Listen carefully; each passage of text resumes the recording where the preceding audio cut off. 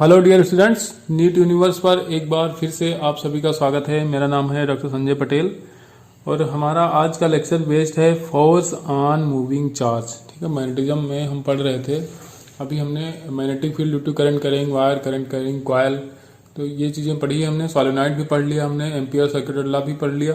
तो अब हमको पढ़ना है फोर्स ऑन मूविंग चार्ज। ठीक है, तो सबसे पहले हम लोग क्या देखेंगे कि जब कोई चार्ज किसी एक्सटर्नल मैग्नेटिक फील्ड में इंटर करता है थीटा एंगल पे। ठीक है, अब ये कोई चार्ज होगा, ये क्यू चार्ज है।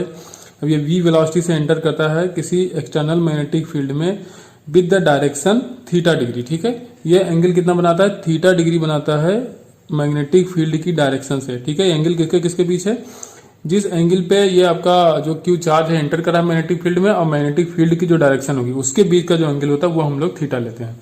ठीक है, तो उस पर फोर्स कितना लगेगा वो हमको देखना है। तो ठीक है, फोर्स होता है एफ एम, मतलब एफ एम किसको? मैग्नेटिक फोर्स को दिखा रहा है एम, तो एफ एम इक्वल टू हो जाएगा q v cross v. V क्या है यहाँ पे? ये वेलोसिटी हो जाएगा, चार्ज की वेलोसिटी है, और यहाँ पे जो कैपिटल बी है तो ये क्या है? External magnetic field. ठीक है, तो f equal to q v cross v. अब ये याद रखना है कि अब क्रॉस प्रोडक्ट में साइन मायने रखता है। ठीक है, तो इसमें ये वी आगे नहीं रख सकते ना इसको पीछे रख सकता है, आईजीटी रखना पड़ेगा आपको। तो ये वी पहले रखना पड़ेगा, ये वी बाद में रखना पड़ेगा। तो that's mean f m equal to q v cross v, ये आपको याद रखना है। ठीक है, अब देखिए, अब अगर क्रॉस प्रोडक्ट को अगर ओपन करोगे तो एफ एम इजकल टू हो जाएगा q v v sine theta. ठीक है, अब ये थीटा मैंने पहले ही बताया कि ये एंगल होता है जिस एंगल पे एंटर करता है पार्टिकल। ठीक है, जिसका चार्ज क्यू है और एक्सटर्नल मैग्नेटिक फील्ड का जो डायरेक्शन होता है तो उसके बीच का जो एंगल होता है वो हम लोग लेते हैं थीटा यहाँ पे। ठीक है, तो अब देखिए, अब दो चीजें जब आपस में क्रॉस प्रोडक्ट होता है, जैसे दो वेक्टर हैं तो दोनों का क्रॉस प्रोडक्ट कोई वेक्टर ही आएगा। ठीक है, तो देखिए एफ एम ए भी वेक्टर है तो वी क्रॉस वी, तो इसका प्रोडक्ट वेक्टर ही आ रहा है। तो जब ऐसी कंडीशन होती है तो जो ये एफ एम होगा तो ये परपेंडिकुलर होगा वी के भी, एंड जो एफ एम होगा ये परपेंडिकुलर होगा आपका वी के साथ भी, मतलब मैग्नेटिक फील्ड के साथ भी परपेंडिकुलर होगा और वेलोसिटी के भी परपेंडिकुलर होगा जो भी फोर्स लगेगा। तो इसका मतलब हम ये समझ लें कि जैसे कोई अब यहाँ पे एंटर कर रहा है, कोई ये आपका चार्ज है तो एंटर कर रहा है, तो सीधे मान लो एंटर कर रहा है तो इससे फोर्स परपेंडिकुलर लग रहा है तो क्या करेगा? इसको नीचे की तरफ ले जाना चाहेगा। ठीक है, तो ये नीचे आ जाएगा। तो ऐसे ऐसे ये क्या होगा? मैग्नेटिक फील्ड में एक गोल गोल चक्कर लगाएगा। अब इसमें क्या होगा? अब देखिए, आप आपकी वेलोसिटी इस तरफ है तो मैग्नेटिक फोर्स अंदर की तरफ लगेगा। ठीक है, एफ एम, क्योंकि मैंने पहले ही बताया दोनों परपेंडिकुलर होंगे। यहाँ पे क्या होगा? वेलोसिटी इस तरफ होगी तो फोर्स अंदर की तरफ लगेगा। ठीक है, अब फोर्स अंदर की तरफ लगेगा तो इसको गोल गोल घुमाना चाहेगा। हर पॉइंट पे यही होगा। अगर आप यहाँ देख लो तो यहाँ भी फोर्स अंदर की तरफ होगा, मैग्नेटिक फील्ड फोर्स अंदर की तरफ होगा और जो आपकी वेलोसिटी होगी इस तरफ होगी, दोनों आपस में परपेंडिकुलर। ऐसे यहाँ पे भी होगा, फोर्स अंदर की तरफ और वेलोसिटी आपकी इस तरफ, दोनों आपस में परपेंडिकुलर। तो ये हर पॉइंट पे यही होगा। अगर यहाँ आप देखोगे तो यहाँ भी वेलोसिटी इधर होगी, फोर्स अंदर की तरफ, तो ये इसको एक सर्किल में ऐसे घुमाएगा। ठीक है, तो ये आपको याद रखना है, ये समझ लेना है इसको कि जो भी आपका फोर्स होता है तो वो वेलोसिटी के भी परपेंडिकुलर होगा और मैग्नेटिक फील्ड के भी परपेंडिकुलर होगा। अब अलग अलग कंडीशन हम लोग आगे देखेंगे और कुछ अच्छे क्वेश्चन हमने लिए हैं यहाँ पे जो आपके एग्जाम में बहुत बार पूछे गए हैं। ठीक है, तो वो क्वेश्चन हम लेंगे। तो पहले एक एक चीजें हम लोग करते चलते हैं। ठीक है, तो अब इसमें हम देख लेते हैं पावर कितना होगा। ठीक है, अब जैसे अब जब फोर्स जनरेट हो रहा है तो हम पावर भी देख लेते हैं। तो पावर होता है P equal to f dot v. ठीक है, अब देखिए, अब यहाँ पे क्या है? फोर्स और V क्या है? आपस में परपेंडिकुलर, मैंने पहले ही बता दिया आपको। ठीक है, तो देखिए अभी जब इसको डॉट प्रोडक्ट ओपन करोगे तो क्या हो जाएगा? F v cos theta. ठीक है, कॉस थीटा। अब कॉस थीटा की वैल्यू कितनी रखना है? अब जब दोनों परपेंडिकुलर तो 90 रखो, कॉस 90 की वैल्यू 0, तो पावर हो जाएगा 0, मतलब कोई भी पावर जनरेट नहीं होगी। अब वर्क डन देखना है। ठीक है, तो जब पावर नहीं है तो वर्क डन भी नहीं होगा। ठीक है, अब देखिए वर्क डन क्या होता है? एफ एस कॉस थीटा, तो वहां भी कॉस 90 हो जाएगा, तो कॉस 90 की वैल्यू 0 होती है तो यहाँ भी वर्क डन हो जाएगा 0। ठीक है, अब दूसरी तरह और भी समझ सकते हो आप, जैसे चेंज इन काइनेटिक एनर्जी पूछ ले कि कोई वी वेलोसिटी से हमने कोई पार्टिकल एंटर कराया किसी एक्सटर्नल मैग्नेटिक फील्ड में, तो उसकी जो वेलोसिटी होगी उसमें क्या चेंज आएगा? तो वेलोसिटी में चेंज आएगा तो काइनेटिक एनर्जी में चेंज आएगा। तो वर्क डन अगर आपको पता हो तो होता है चेंज इन काइनेटिक एनर्जी के बराबर। ठीक है, work done W equal to होता है चेंज इन काइनेटिक एनर्जी। तो जब W ही 0 है तो चेंज इन काइनेटिक एनर्जी भी तो जीरो हो जाएगा। ठीक है, तो ये आपको याद रखना है कि वेलोसिटी में कोई चेंज नहीं होगा किसी भी मैग्नेटिक फील्ड में। अगर कोई चार्ज पार्टिकल इंटर कर रहा है वी वेलोसिटी तो उसकी वेलोसिटी में कोई चेंज नहीं होगा। वेलोसिटी बोलना गलत होगा, स्पीड बोलना सही रहेगा। ठीक है, वेलोसिटी क्योंकि डायरेक्शन बदलती रहती है ना। अब देखिए यहाँ पे मैंने दिखाया था आपको, तो यहाँ देखिए डायरेक्शन लगातार बदल रही है, तो वेलोसिटी तो चेंज हो रही है लेकिन स्पीड चेंज नहीं होगी।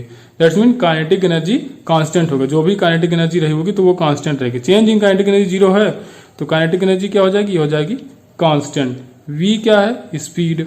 ठीक है, तो स्पीड भी हो जाएगी कांस्टेंट। अब वेलोसिटी अगर बोला जाए, ठीक है, तो वेलोसिटी कांस्टेंट नहीं है। ठीक है, वेलोसिटी कांस्टेंट नहीं है।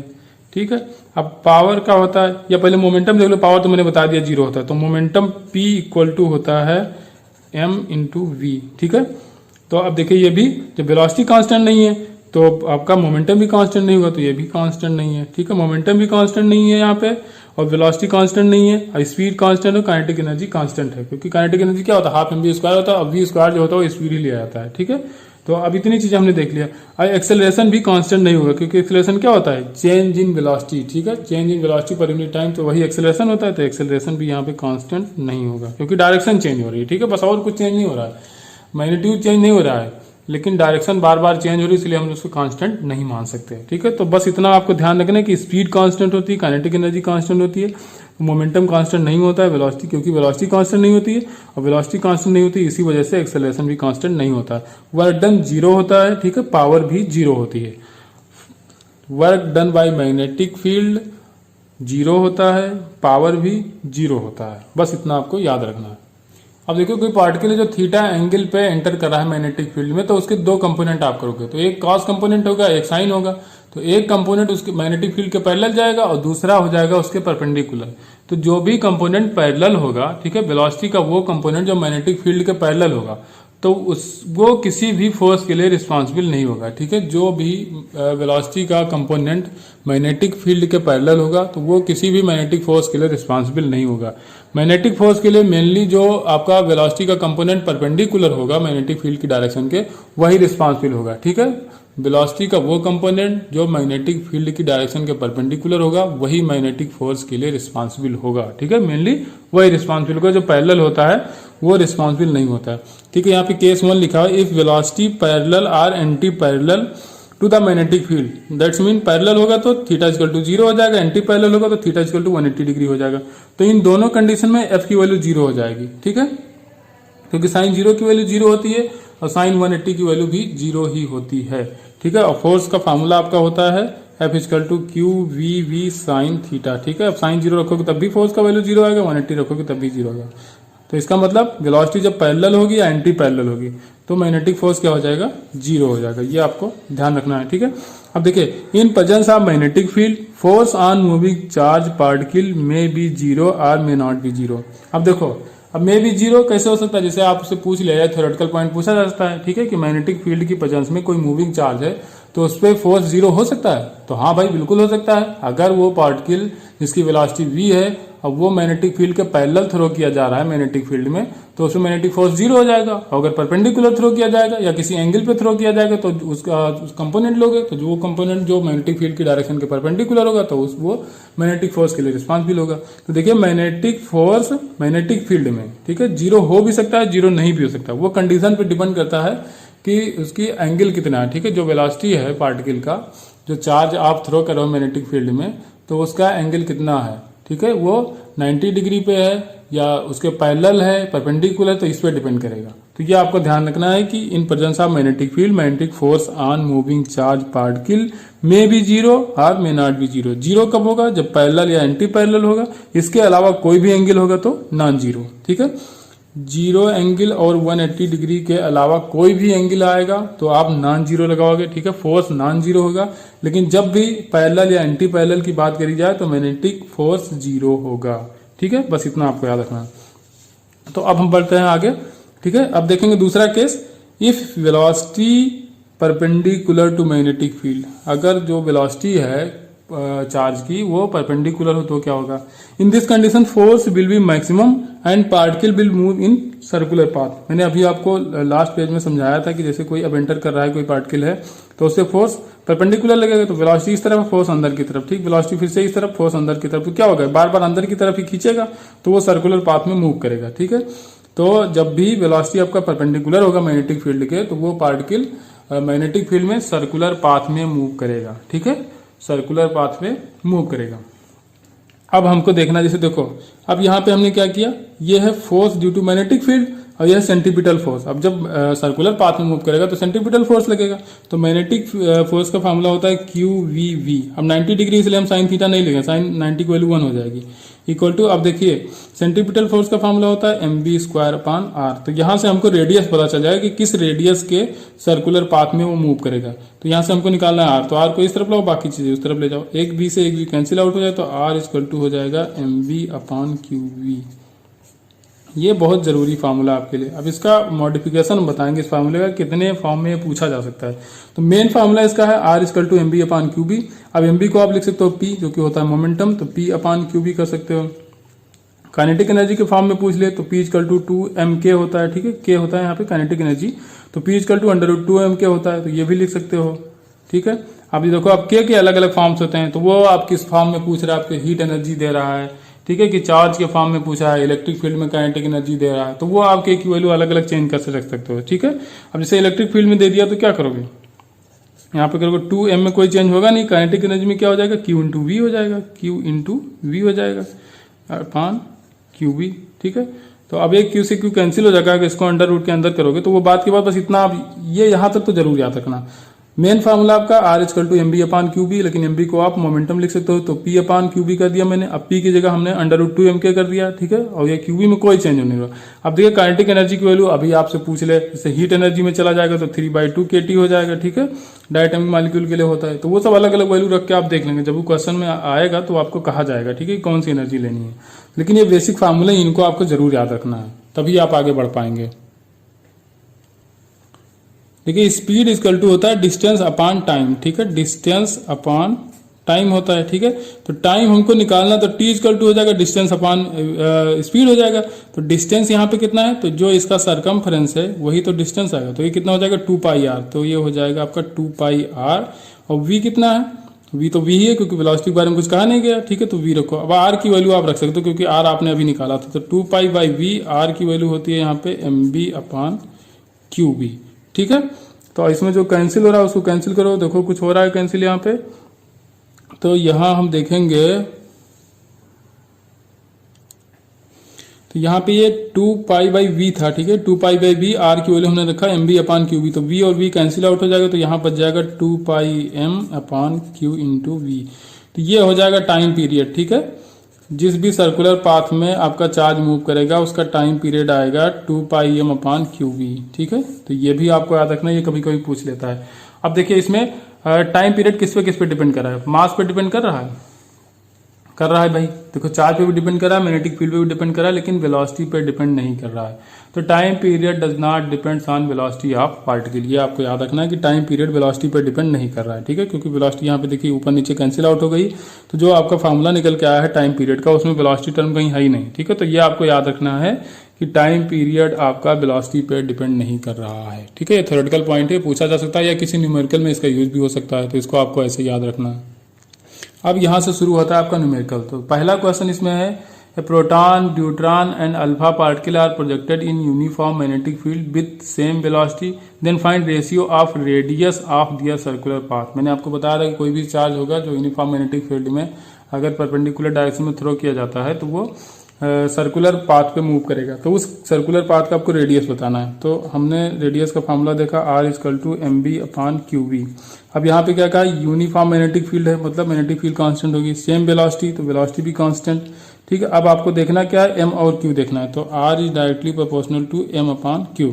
तो आप देखो पहले आप प्रोटॉन का देखो। ठीक है, तो r प्रोटॉन का अगर देखोगे तो ये जगह प्रोटॉन का मास m मान लो। ठीक है, और आपका चार्ज कितना होता है 1 होता है। तो अब आपका फिर क्या देखना है, ड्यूट्रॉन, तो Rd जब देखोगे तो मास कितना है ड्यूट्रॉन का 2 प्रोटॉन के बराबर मास होता है, तो 2 चार्ज तो प्रोटॉन के बराबर ही होता है, तो ये हो जाएगा आपका। फिर आप देखोगे आर अल्फा, ठीक है। तो अल्फा में देखोगे तो अल्फा का मास कितना होता है, 4 प्रोटॉन के बराबर होता है। तो 4 प्रोटॉन के बराबर मास हो जाएगा इसका, और चार्ज होता है 2 प्रोटॉन के बराबर, ठीक है। तो 2q हो जाएगा इसका चार्ज। तो 2 से 4 को कैंसिल करो तो 2m बचेगा, m तीनों में है तो m भी कैंसिल आउट हो जाएगा। तो RH is to RD is to R alpha equal to हो जाएगा 1:2:2, ठीक है। ये रेशियो आपसे पूछा गया था। तो ऐसे क्वेश्चन आपके एग्जाम में बहुत बार पूछे गए हैं, ठीक है। या इसी क्वेश्चन में आपसे कह दे in previous question if kinetic energy of particle are same, ठीक है। काइनेटिक एनर्जी अगर सेम कर दे तो इनका रेशियो क्या होगा। तो उसमें भी देख लो, काइनेटिक एनर्जी के फॉर्म में मैंने आपको फार्मूला बताया था रेडियस का, √2mk/q/v। अब देखिए काइनेटिक एनर्जी सेम है, बाकी सारी चीजों को आपको भाई मैग्नेटिक फील्ड पहले क्वेश्चन में ही कह दिया कांस्टेंट था, तो आपको क्या देखना है, m/q देखना है, मतलब √m/q देखना है। अब यहाँ पे देखो r प्रोटॉन का आप ले रहे हो, ठीक है। प्रोटॉन का मास m के बराबर, चार्ज 1, ठीक है। और अगर आप ड्यूट्रॉन का देखोगे तो मास हो जाएगा √2m और चार्ज उतना ही, कितना जितना प्रोटॉन का होता है। फिर अल्फा का देखोगे तो मास होता है 4m और चार्ज होता है 2q के बराबर, ठीक है। तो 4 अगर बाहर लाओगे स्क्वायर रूट के तो ये 2 हो जाएगा, तो 2 2 कैंसिल हो जाएगा, तो इसका बचेगा 1। यहाँ भी 1 ही बचेगा, √m तीनों में है तो कैंसिल आउट हो जाएगा। तो ऊपर है 1, नीचे है 1 और बीच में क्या है, √2 है। तो ये हो जाएगा 1:√2:1, ठीक है। ये आ जाएगा आपका रेडियस का रेशियो, किसका, प्रोटॉन का, ड्यूट्रॉन का और अल्फा का। तो ऐसे क्वेश्चन बदल बदल के पूछे जाते हैं, ठीक है। थोड़ा सा चेंज करेगा तो क्वेश्चन बदल जाएगा। अब इसमें आपसे मोमेंटम को भी कांस्टेंट करा के पूछ सकता है, तो उसको आप लोग सॉल्व करके देखना एक बार। अब यहाँ पे थर्ड केस है, देखिए अब कोई ये चार्ज पार्टिकल है जो इसको थ्रो किया गया थीटा डिग्री पे, ठीक है। तो अब एक इसका कंपोनेंट एक्स एक्सिस पे होगा, एक कंपोनेंट वाई एक्सिस पे होगा। अब देखिए जो परपेंडिकुलर एक्सिस पे होगा, ठीक है, अब ये क्या हो जाएगा, ये हो जाएगा v साइन थीटा और ये हो जाएगा v कॉस थीटा। अब v कॉस थीटा क्या है, मैग्नेटिक फील्ड के पैरेलल है। तो मैंने कहा था पैरेलल और एंटी पैरेलल जो भी वेलोसिटी का कंपोनेंट होगा उसके थ्रू कोई भी मैग्नेटिक फोर्स नहीं लगेगा। तो इस तरफ कोई फोर्स नहीं लग रहा है, ठीक है। तो जो वेलोसिटी थी वो कांस्टेंट रहेगी, लेकिन अब जो आपका कंपोनेंट परपेंडिकुलर होगा मैग्नेटिक फील्ड के तो वो फोर्स लगाता है। अब फोर्स परपेंडिकुलर ही लगाएगा, ठीक है, क्योंकि वो फोर्स उस वेलोसिटी के भी परपेंडिकुलर होगा और मैग्नेटिक फील्ड के भी परपेंडिकुलर होगा।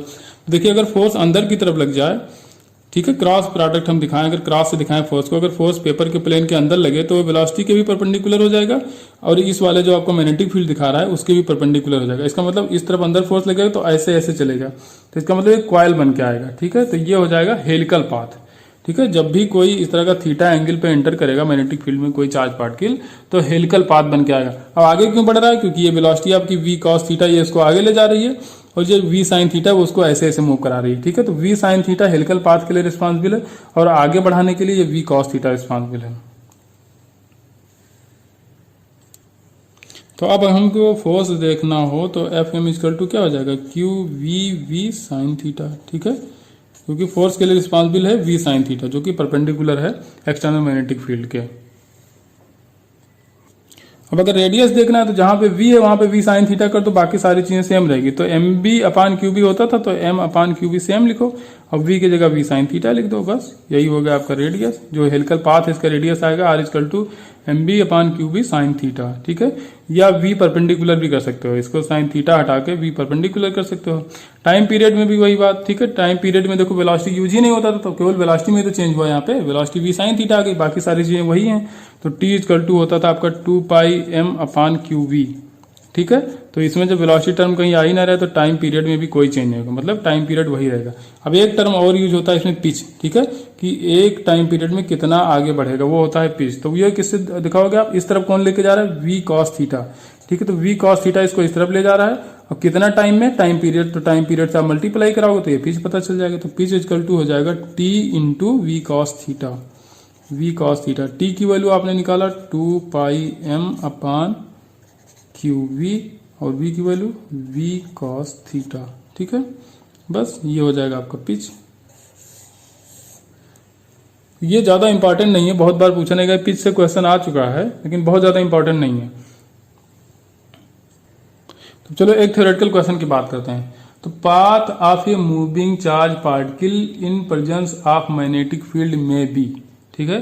तो पाथ पूछा है आपसे, किसी चार्ज पार्टिकल का पाथ पूछा है in presence of magnetic field, क्या क्या हो सकता है। तो straight line, circular motion, straight line या सर्कुलर पाथ या हेलिकल या फिर ऑल ऑफ एबव। तो देखिए अब कंडीशन पे डिपेंड करता है कि क्या होगा, स्ट्रेट लाइन कब होगा, जब देखिए जब आपका जो चार्ज पार्टिकल है वो पैरेलल या एंटी पैरेलल मूव करेगा मैग्नेटिक फील्ड के, तो पाथ स्ट्रेट लाइन हो जाएगा। जब वेलोसिटी परपेंडिकुलर हो जाएगी मैग्नेटिक फील्ड के, तो पाथ आपका सर्कुलर हो जाएगा। और जब आप किसी थीटा एंगल पे थ्रो करोगे चार्ज पार्टिकल को, तो पाथ हेलिकल हो जाएगा। तो तीनों तो हो रहे हैं, तो यहाँ पे ऑल ऑफ एबव हो जाएगा। ठीक है, तीनों पाथ पॉसिबल हैं। तो कभी जनरली ऐसे पूछ लिया जाए कि कौन कौन सा पाथ पॉसिबल हो सकता है, कोई कंडीशन न दी जाए, जैसे अब 90 डिग्री दे देगा तो आपको सर्कुलर लगाना पड़ेगा। ठीक है, या 0 डिग्री दे दे पैरेलल एंटी पैरेलल, तो आप स्ट्रेट लाइन लगाओगे। या थीटा एंगल दे दे, किसी थीटा एंगल पे एंटर कर रहा है कोई चार्ज पार्टिकल, तो आप हेलिकल लगाओगे। लेकिन जब कुछ ना कह के जनरल ऐसे पूछ लेगा कि क्या क्या पाथ हो सकता है, तो फिर तीनों हो सकते हैं भाई, स्ट्रेट लाइन भी हो सकता है, सर्कुलर भी हो सकता है, हेलिकल भी हो सकता है। तो यहाँ पे आप ऑल ऑफ एबव लगा के आना, इस तरह का क्वेश्चन आपको मिलेगा, देखना। अब नेक्स्ट क्वेश्चन है फाइंड डायरेक्शन ऑफ फोर्स। ठीक है, फोर्स के डायरेक्शन आपको बताना है। तो देखिए V क्या है, प्लस J डायरेक्शन में है, आपका जो मैग्नेटिक फील्ड है वो I डायरेक्शन में है। ठीक है, X डायरेक्शन में है। तो फोर्स आपको बताना है, तो फोर्स होता है QV क्रॉस V। ठीक है, ये होता है आपका मैग्नेटिक फोर्स। तो देखिए अब Q में कोई चेंज नहीं, क्योंकि पॉजिटिव चार्ज है।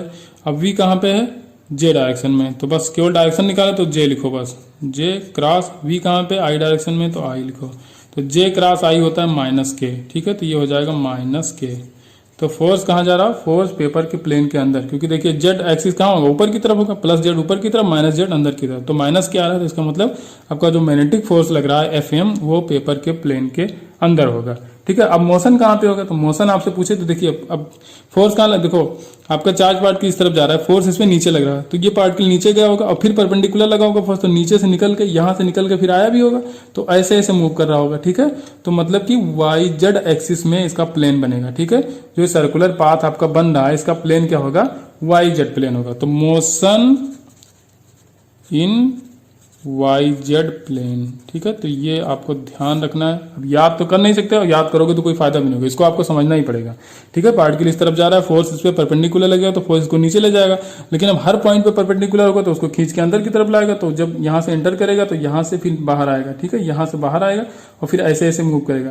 तो देखिए ऊपर क्या होता है, आपका जेड एक्सिस है और इधर इस तरफ जा रहा है, तो ये वाई एक्सिस है। तो कहाँ पे ये जो सर्कुलर आपका पाथ बन रहा है, तो ये वाई जेड प्लेन में तो बनना है। ठीक है, तो motion in y z plane.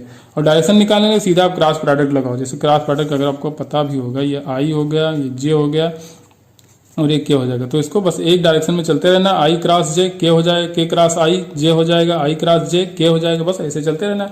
अगर कहीं पे उल्टा लेना पड़े तो नेगेटिव हो जाता है, बस इतना ध्यान रखना है। ठीक, तो अब नेक्स्ट क्वेश्चन हम लोग देखते हैं। तो यहाँ पे जो क्वेश्चन आपको दिख रहा है, अब यहाँ पे जो क्वेश्चन दिख रहा है, तो इसमें आपको पहचानना है, ABCD दिया हुआ है और 4 पाथ यहाँ पे बने हुए हैं। ठीक है, तो इसमें आपको पहचानना है। तो चलो अब पहले से शुरू करते हैं। तो ए पॉइंट हम लोग देखते हैं।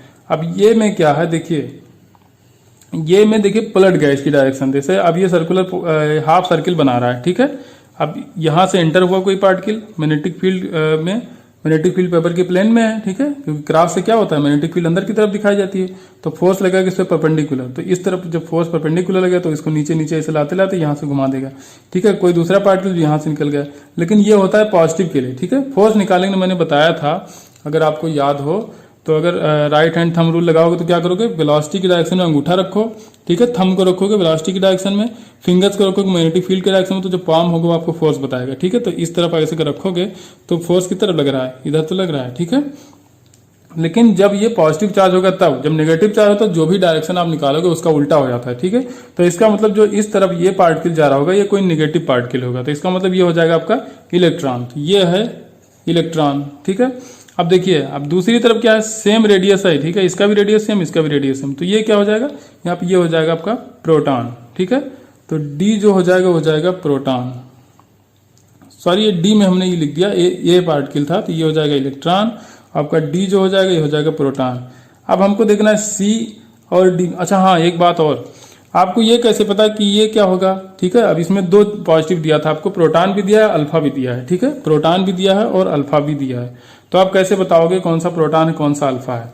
तो R इजकल टू क्या होता है, mb/qb होता है। ठीक है, तो देखिए अब किसका मास ज्यादा है, यहाँ पे अल्फा पार्टिकल का मास ज्यादा होगा, क्योंकि वेलोसिटी सबकी सेम दी गई है। ठीक है, वेलोसिटी सबकी सेम है, तो अब जिसका मास ज़्यादा, मैग्नेटिक फील्ड भी सेम है, तो मास और अब मास अपान चार्ज का जिसका रेशियो ज़्यादा होगा उसका रेडियस ज़्यादा होगा, तो मास अपान चार्ज का रेडियो इसका आपके प्रोटॉन से ज़्यादा है किसका, अल्फा पार्टिकल का। तो ये जो बड़ा वाला रेडियस बन के आ रहा है वो हो जाएगा अल्फा, जो छोटा वाला बन के आ रहा है वो हो जाएगा प्रोटॉन, और ये हो जाएगा आपका इलेक्ट्रॉन, क्योंकि अपोजिट डायरेक्शन में जा रहा है। और जो सीधे निकल जा रहा है इसका मतलब वो न्यूट्रल पार्टिकल होगा। तो आपका सीधे कौन सा जा रहा है, वी वाला, तो वी हो जाएगा न्यूट्रल पार्टिकल, और सी हो जाएगा यहाँ पे अल्फा, और डी हो जाएगा प्रोटॉन।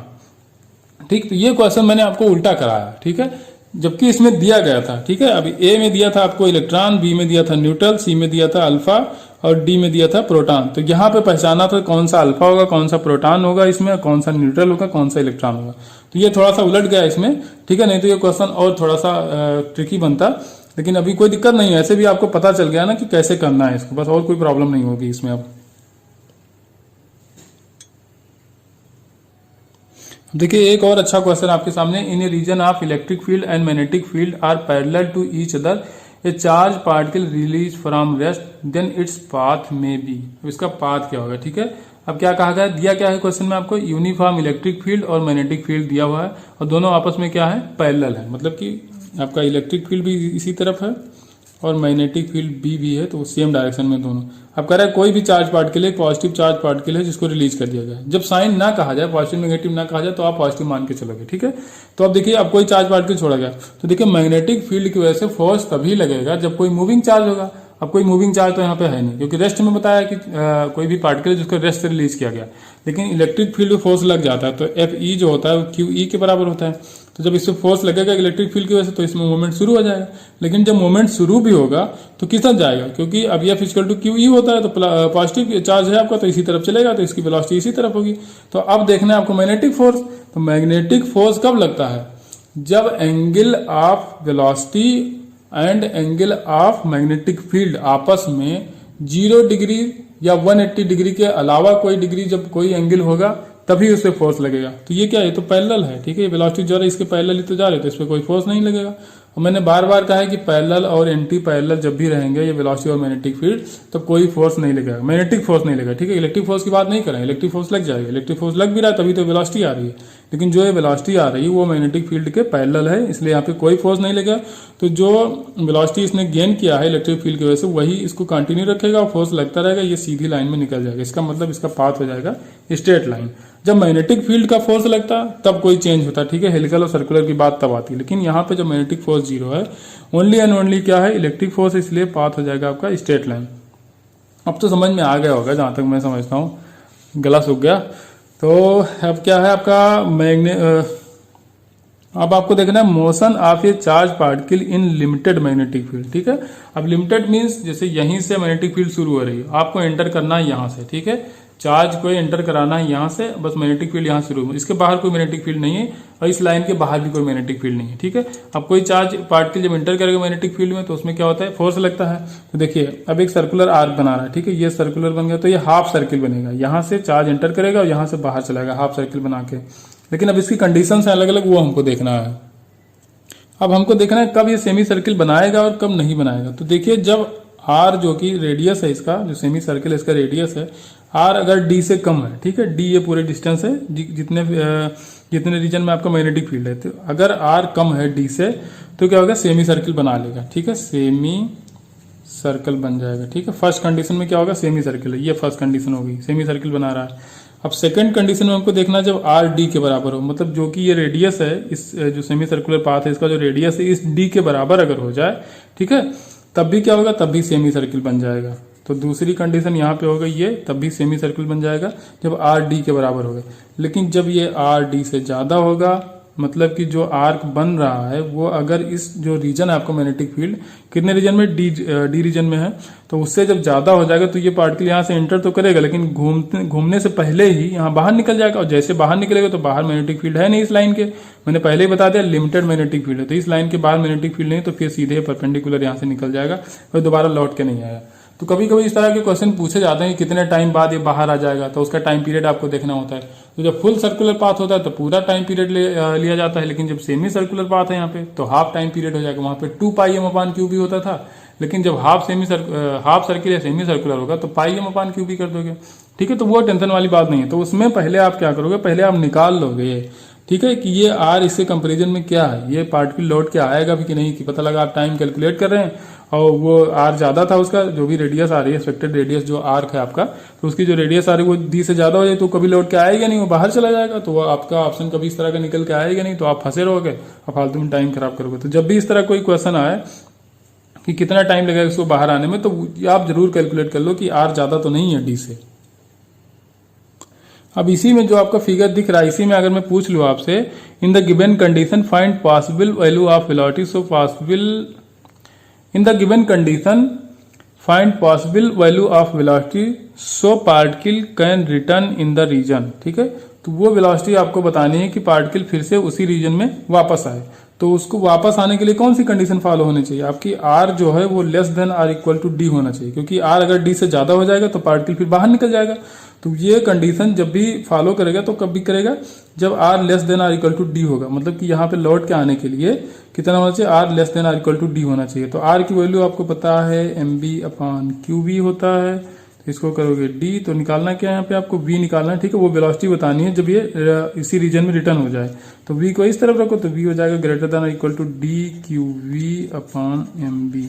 ठीक है, तो इतने वेलोसिटी से कोई पार्टिकल इंटर करेगा तभी यहाँ पे लौट के आएगा, नहीं तो ये बाहर निकल जाएगा। ठीक है, जब भी वेलोसिटी इतने से ज्यादा करोगे तो यहाँ से जैसे इंटर होगा तो ये बाहर निकल जाएगा, लौट के नहीं आएगा। तो बस ये कंडीशन आपको याद रखनी है, आराम से क्वेश्चन कर लोगे, इसमें टफ क्वेश्चन नहीं पूछा जाता, ट्रिकी क्वेश्चन आते हैं इसमें। ठीक है, टाइम भी ज्यादा नहीं लगेगा, कोई भी क्वेश्चन मैग्नेटिज्म में मुझे नहीं लगता टाइम टेकिंग होता है बस, लेकिन मैग्नेटिज्म पढ़ने के लिए आपको डायरेक्शन निकालना आना चाहिए और उसके लिए आपको वेक्टर अच्छे से आना चाहिए। ठीक है, तो वेक्टर हम पढ़ाएंगे, आपने पढ़ भी रखा होगा, तो ज्यादा यूज नहीं वेक्टर के, बस थोड़ा सा तो यूज है। डॉट प्रोडक्ट ज्यादातर तो डॉट प्रोडक्ट, कहीं कहीं क्रॉस प्रोडक्ट यूज होता है। ठीक है, नहीं ज्यादातर तो क्रॉस प्रोडक्ट यूज होता है, डॉट प्रोडक्ट कभी कभी यूज होता है। ठीक है, तो क्रॉस प्रोडक्ट आपको अच्छे से आना चाहिए, बस क्वेश्चन निकलते हैं और अच्छे से आना क्या, डायरेक्शन निकालो।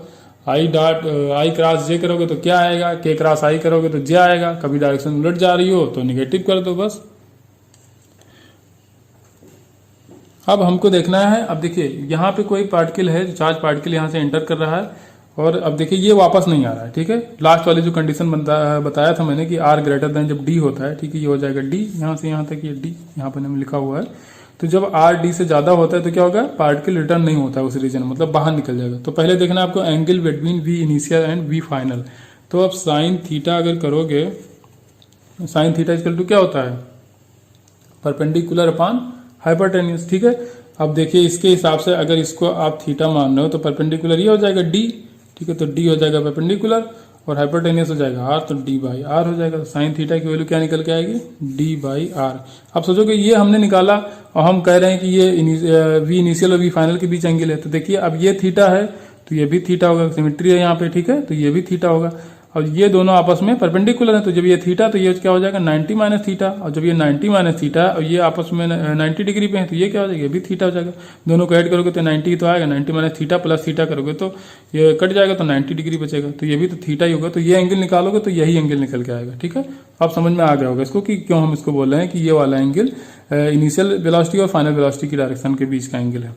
अब distance travel in magnetic field, कितनी डिस्टेंस ट्रेवल करेगा चार्ज पार्टिकल, तो जो ये आर्क है आपका, ये आर्क जो आ रहा है ना, इतनी ही डिस्टेंस तो ट्रेवल करेगा।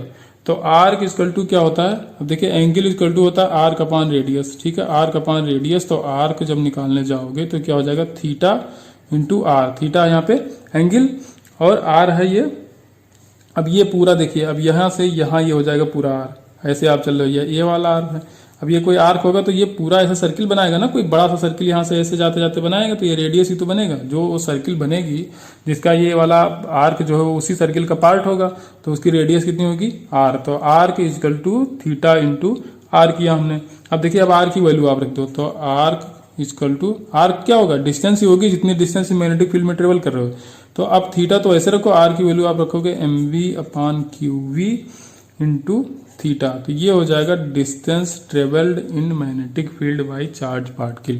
ठीक है, तो ये भी पूछा जा सकता है। अब मेनली इसमें जो अब तक पूछा गया तो वो डिफ्लेक्शन पूछा गया है। ठीक है, कि कितना डिफ्लेक्शन हो रहा है टारगेट से। जैसे टारगेट आपका यहाँ था तो अब ये सीधे जाना था, आपको यहाँ कोई टारगेट माना, यहाँ कोई भी टारगेट था जिसको हिट करना था इस चार्ज पार्टिकल को, यहाँ से एंटर किया लेकिन मैग्नेटिक फील्ड ने इसको लाके यहाँ फेंक दिया, तो कितना डिफ्लेक्शन हुआ, तो ये यही पार्ट तो डिफ्लेक्ट हुआ। अगर इसको यहाँ सीधे ले जाओ तो इतना डिफ्लेक्शन हुआ है वाई एक्सिस पे। तो इसको दो तरीके से पूछा जा सकता है, डिस्प्लेसमेंट अलोंग वाई एक्सिस और डिफ्लेक्शन फ्रॉम टारगेट। ठीक है, दो टर्म यूज किए जाते हैं इसको पूछने के लिए, तो इन दोनों में से कुछ भी पूछा जा सकता है, तो उसको हमको देखना है।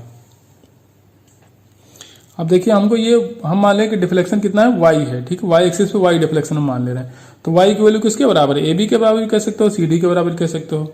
तो y equal to a b कर दो। ठीक है, ए बी या सी डी भी कर सकते हो, यही डिस्टेंस सी डी भी है तो ये सी डी भी कर सकते हो। अब फिर से अगर y इजकल टू आप लिखो तो अब देखिए इतना आपको निकालना है।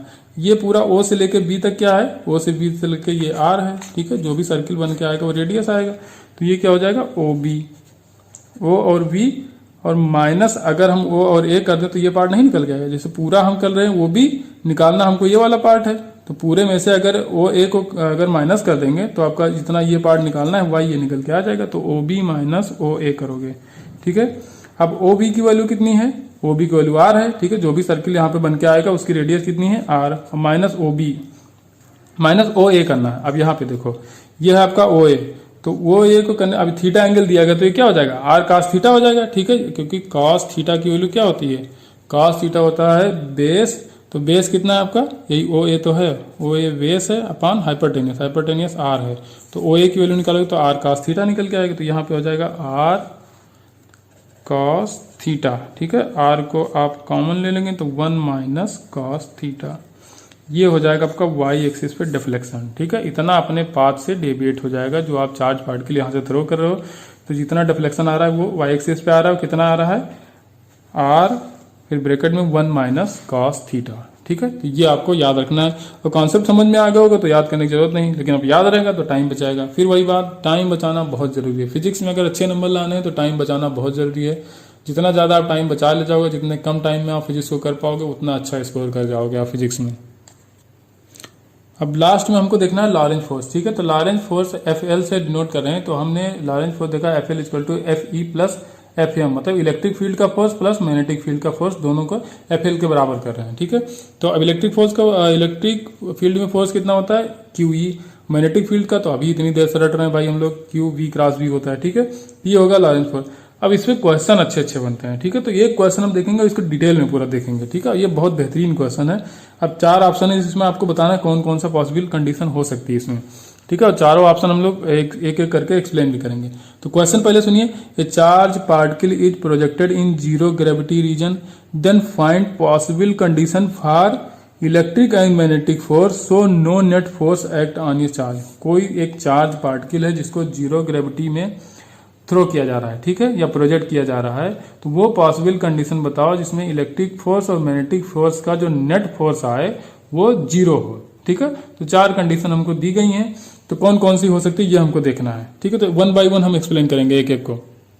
अब देखिए पहला ऑप्शन इसमें दिया गया है FE0 FB0, तो फोर्स टोटल फोर्स कितना लगेगा, FL मैंने बताया लॉरेंज फोर्स कितना FE प्लस FM होता है। ठीक है, तो यहाँ पे जब दोनों जीरो बता दिया तो फोर्स FE0 कह दिया, तो FL की वैल्यू जब निकालोगे तो क्या करोगे, FE करोगे, तो FE को क्या कह दिया, जीरो है, प्लस FM होता है तो FM की वैल्यू होती है QVV, तो V की वैल्यू यहाँ पे जीरो है तो ये जीरो हो जाएगा, तो टोटल फोर्स आ गया जीरो, तो मतलब मस्ट बी जीरो, ये हो जाएगा मस्ट बी जीरो।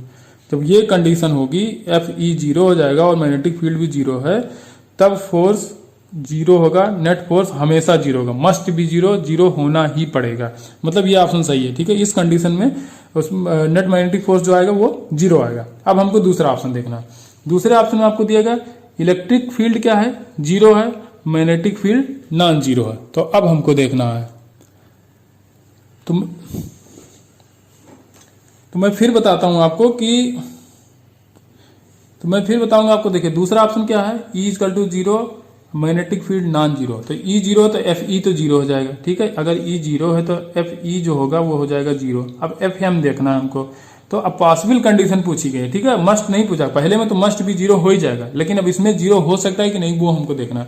तो जीरो कब होगा, तो मैग्नेटिक फील्ड में मैग्नेटिक फोर्स जीरो तब होगा जब वेलोसिटी, ठीक है, चार्ज पार्टिकल की वेलोसिटी और मैग्नेटिक फोर्स आपस में पैरेलल होंगे या एंटी पैरेलल होंगे। ठीक है, तो जब पैरेलल या एंटी पैरेलल होगा, V और V जो होंगे वो अगर पैरेलल होंगे तब भी जीरो, और एंटी पैरेलल होंगे तब भी जीरो। तो 2 कंडीशन में ये मैग्नेटिक जो नेट मैग्नेटिक फोर्स आएगा या नेट फोर्स आएगा जो इलेक्ट्रिक फील्ड और मैग्नेटिक फील्ड का, तो वो तभी आएगा जब मैग्नेटिक फील्ड क्या हो और वेलोसिटी आपस में पैरेलल या एंटी पैरेलल हो। तो इलेक्ट्रिक फोर्स पहले से जीरो था और v अगर नॉन जीरो हो तो इसके लिए भी दो कंडीशन दी गई है, ठीक है।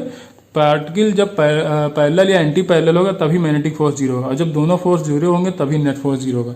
तो इस कंडीशन में भी जीरो हो सकता है। कब हो सकता है?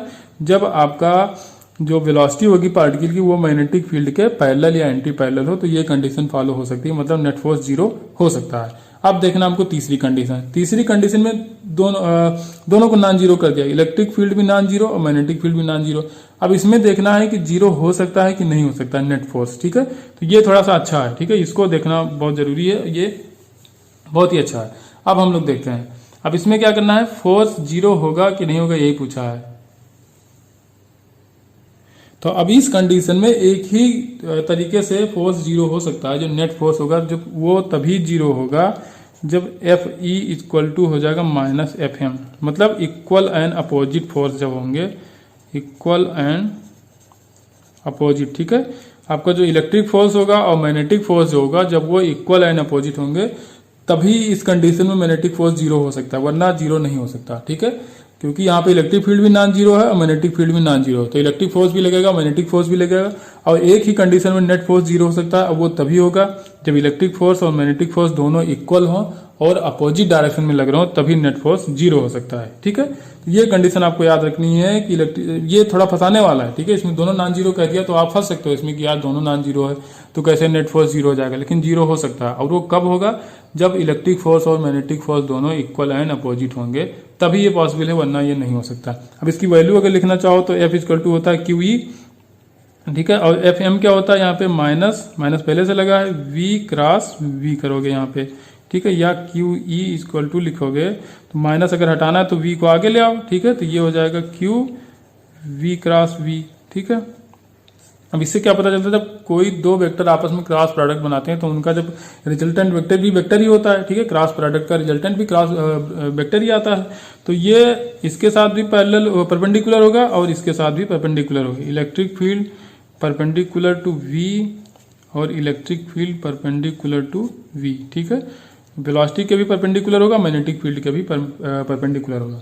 तो अब इससे आपको याद के रखना है, in presence of electric field and magnetic field if net force of charged particle is zero then E must be perpendicular to V and E must be perpendicular to V, ठीक है। V एक कौन सा V होगा? एक magnetic field वाला V और एक V होगा वेलोसिटी वाला, मतलब कि इलेक्ट्रिक फील्ड को मैग्नेटिक फील्ड के भी परपेंडिकुलर होना पड़ेगा, इलेक्ट्रिक फील्ड को वेलोसिटी के भी परपेंडिकुलर होना पड़ेगा, तभी इस कंडीशन में नेट फोर्स जीरो होगा। एक कंडीशन मैंने पहले ही बता दी कि अगर इक्वल एंड अपोजिट फोर्स हो तो जीरो हो जाएगा, ऐसे करके आप निकल सकते हो, लेकिन फुल एक्सप्लेन करना है इसको तो ये कैसे हो रहा है ये भी हमने बताया कि जब भी इलेक्ट्रिक फील्ड आपका मैग्नेटिक फील्ड के साथ भी परपेंडिकुलर होगा और वेलोसिटी के भी परपेंडिकुलर होगा तभी नेट फोर्स जीरो हो सकता है। अब इस कंडीशन में देखो तो इलेक्ट्रिक फील्ड नॉन जीरो है तो इलेक्ट्रिक फोर्स तो लग ही जाएगा, ठीक है, एफ ई लग जाएगा, और वी जीरो है तो अब मैग्नेटिक फील्ड से कोई मतलब नहीं रहेगा, तो इलेक्ट्रिक फोर्स अकेले रहेगा, तो यहाँ पे नेट फोर्स जीरो नहीं हो सकता, क्योंकि वी जीरो हो गया तो यहाँ पे देखोगे एफ एम क्या होगा, एफ एम जीरो हो जाएगा, लेकिन एफ ई देखोगे तो एफ ई होता है क्यू इंटू ई, तो अब जबकि आपका इलेक्ट्रिक फील्ड नॉन जीरो है तो ये भी फोर्स नॉन जीरो होगा, और दोनों फोर्स मिला के नेट फोर्स निकालना होता है, तो जब एक जीरो आ रहा है एक नॉन जीरो है तो नेट फोर्स क्या होगा, वो नॉन जीरो ही रहेगा, मतलब इस कंडीशन में कभी भी नेट फोर्स जीरो नहीं हो सकता। तो यही हमको निकालना था किस किस कंडीशन में पॉसिबल हो सकता है कि नेट फोर्स जीरो हो। तो पॉसिबल कंडीशन बताया मैंने, ये तो होगा मस्ट बी, ठीक है, इसमें तो जीरो होगा ही, बाकी इनमें कंडीशंस हैं, ठीक है, इन दोनों में अलग अलग कंडीशन है कि कब जीरो होगा और कब जीरो नहीं होगा। तो बस इस लेक्चर में इतना ही रखते हैं, और बाकी हम लोग नेक्स्ट लेक्चर में करेंगे। तो आशा करते हैं ये आपको बहुत अच्छे से समझ में आया होगा, और मैंने फुल एफर्ट लगाया है, तो आप अगर उतने ही एफर्ट से सीखने की कोशिश किए होंगे तो बहुत अच्छे से समझ में आ गया होगा। तो चलिए अब यहीं पे विराम देते हैं बाड़ी को और मिलते हैं अगले लेक्चर में। Thank you.